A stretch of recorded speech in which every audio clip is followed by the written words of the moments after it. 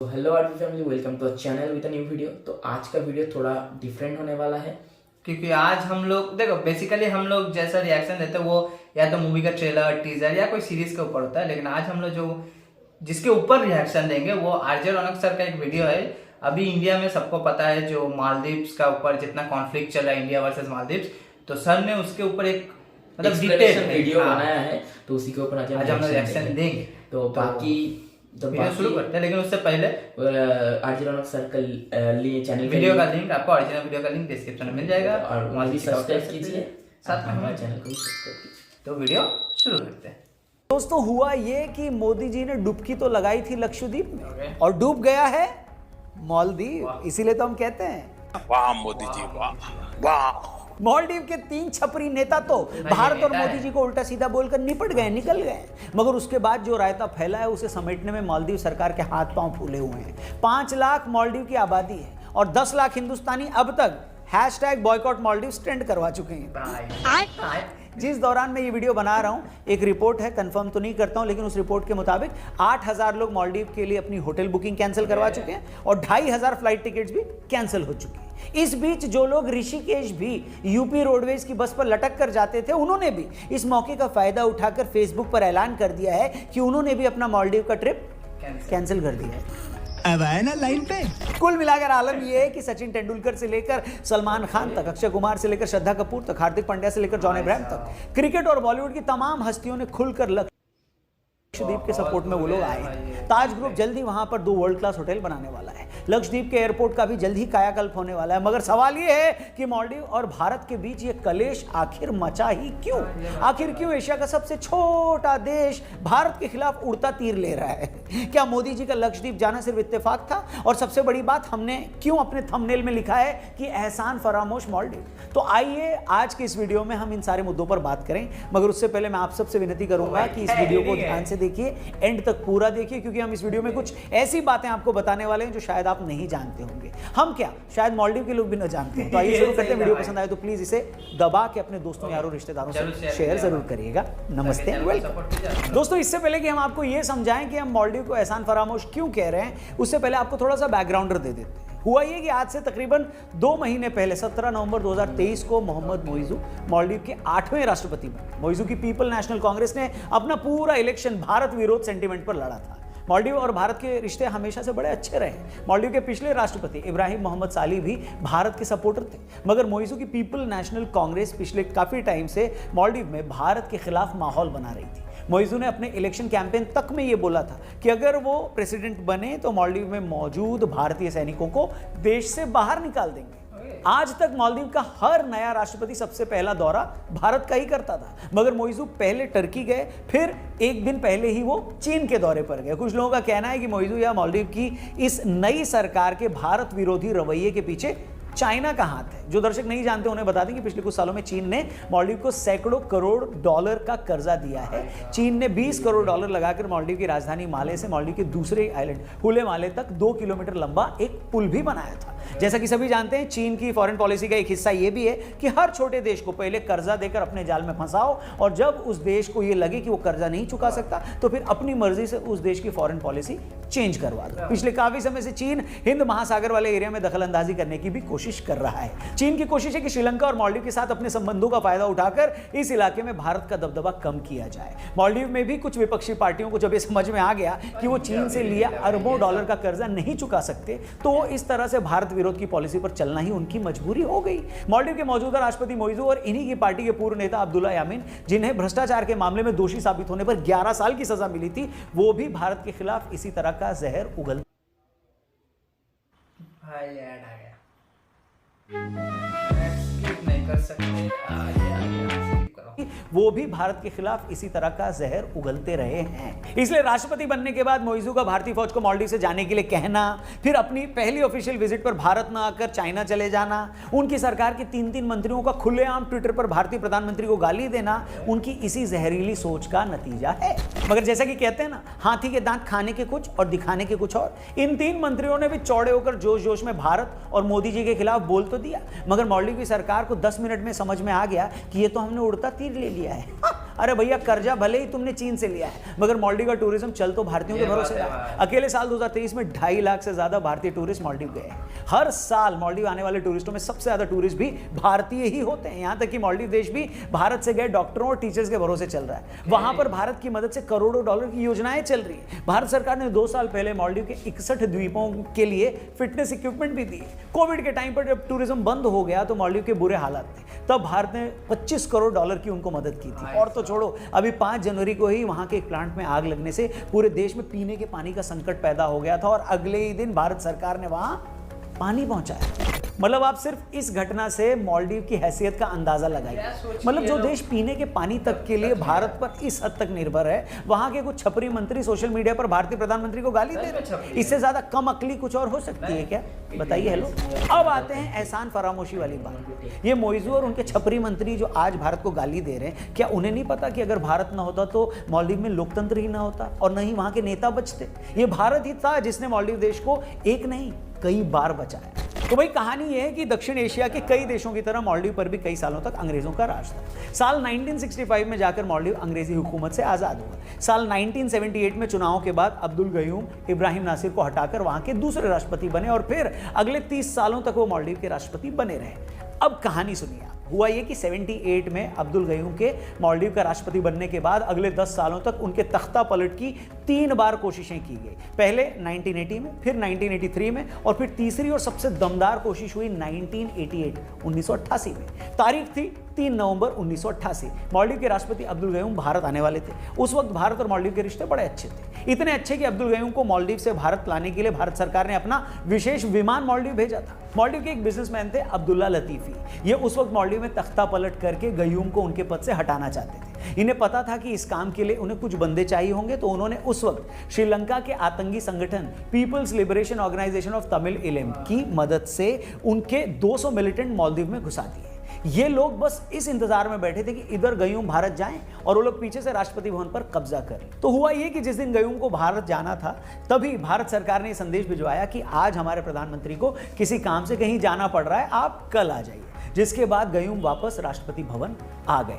मगर अब्दुल्ला लतीफी के आतंकियों ने कब्जा करने का अपना प्लान नहीं बदला और मालदीव के रेडियो स्टेशन, टीवी स्टेशन, वहां की सरकारी बिल्डिंगों और एयरपोर्ट पर कब्जा कर लिया।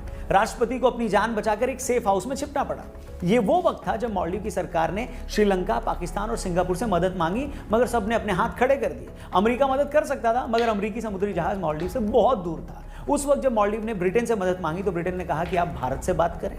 मतलब ऐसे वक्त में जब पूरी दुनिया ने मालदीव की मदद करने से पीछे हट गई, पूरी दुनिया, उन्होंने हाथ खड़े कर दिए, उस वक्त मालदीव की सरकार ने भारत से मदद मांगी। और आपको जानकर हैरानी होगी कि मालदीव से मदद मांगने के सिर्फ 10 घंटे के अंदर भारत के पैरा कमांडोज मालदीव पहुंच चुके थे। भारतीय फौज ने पता लगाया कि मालदीव के एक आइलैंड पर अभी कोई नहीं है, तो चंद ही घंटों में भारतीय वायुसेना ने अपने पैरा कमांडोज को वहां पर लैंड करवाया। उसके बाद इन लोगों के वहां पहुंचते ही सारे आतंकी पहली फुर्सत में वहां से भागने लगे। कईयों को पकड़ लिया गया, कुछ ने सरेंडर कर दिया, कुछ का एनकाउंटर करना पड़ा। इसके बाद अब्दुल गयूम को सेफ हाउस से बाहर निकाला गया और भारत सरकार ने मालदीव देश को विद्रोहियों के कब्जे में जाने से बचा लिया। वो 1988 का साल था। भारतीय सेना की उस ऑपरेशन को ऑपरेशन कैक्टस के नाम से जाना जाता है। इंटरनेट पे मिलेगा, आप पढ़ लीजिएगा। गयूम इसके बाद 20 साल तक मालदीव के राष्ट्रपति रहे। गयूम और उनके बाद के हर राष्ट्रपति ने हमेशा इस बात को याद रखा कि सिर्फ भारतीय आर्मी की, हमारी सेना की मदद की वजह से ही उनका देश बचा रहा। और ऐसा नहीं कि आज मालदीव में ये बात लोग नहीं समझते या नहीं मानते। अगर मालदीव के कुछ नेताओं की बेवकूफ़ियों को साइड कर दिया जाए तो आज वहाँ के बहुत सारे सांसद, वहाँ का मीडिया और बुद्धिजीवी वर्ग भी इस बात को मानता है और समझता है कि मालदीव के लिए भारत के क्या मायने हैं। That India has always been the first responders for whenever we are in need.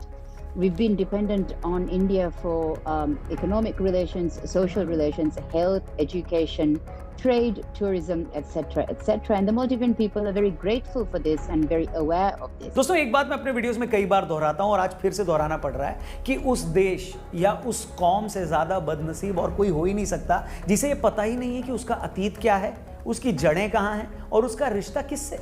जब बांग्लादेश के कुछ क्रिकेट फैंस भारत की वर्ल्ड कप हार पर बांग्ला भाषा में भारत को गाली देते हैं तो हमें उन्हें उनकी पहचान बतानी पड़ती है। पाकिस्तान के लोग अपनी भारतीय पहचान को झुठलाकर जब दिन रात भारत को गाली देते हैं और खुद को अरब मानते हैं तो हमें उन्हें उनका अतीत बताना पड़ता है। और मालदीव के कुछ कट्टर इस्लामिक नेता जो आज भारत को गाली दे रहे हैं तो हमें भी उन्हें बताना पड़ रहा है फिर से कि भैया अपना थोड़ा सा अतीत जान लो।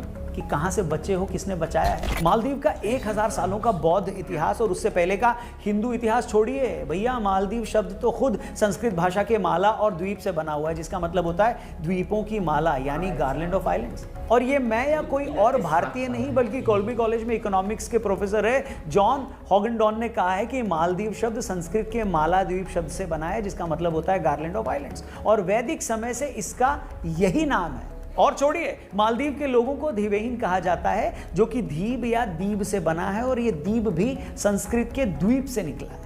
और एक आखिरी सच, 17वीं शताब्दी में छपी किताब अल्लामा शिहाब अल दीन के मुताबिक मालदीव क्षेत्र में आकर बसने वाले लोग पहले भारत के कालीबंगा से थे, और बहुत से इतिहासकार भी ये मानते हैं कि मालदीव में बसने वाला पहला शख्स भारत के गुजरात से था।